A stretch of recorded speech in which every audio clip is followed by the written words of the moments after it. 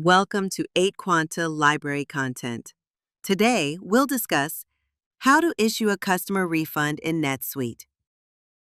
To record a customer refund in NetSuite, follow these steps based on how the original payment was made.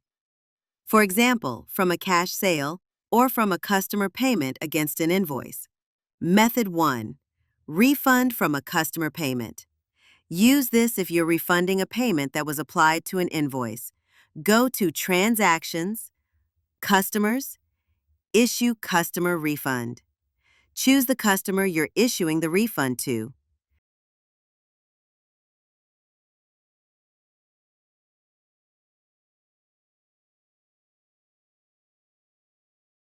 Choose Account for the refund. Choose how you're refunding, for example, check, credit card, PayPal. NetSuite will show open customer payments credits. Apply the appropriate one. Enter amount if partial and add memo or references as needed. Save.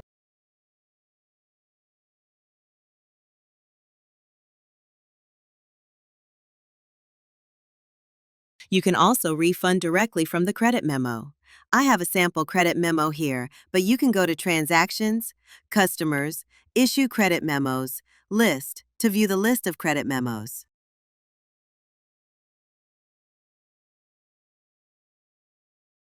Following the earlier partial refund, the system displays an applied amount of $50 and an unapplied balance of $50.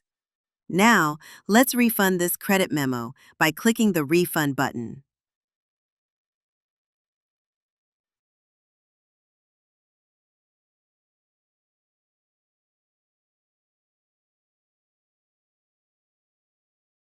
Enter all necessary details and click Save. The customer refund is now issued in full. Method 2. Refund a cash sale. Use this if the original transaction was a cash sale. Open the original cash sale. Click Refund button at the top of the transaction. A customer refund screen will open, pre-filled with the original sale details.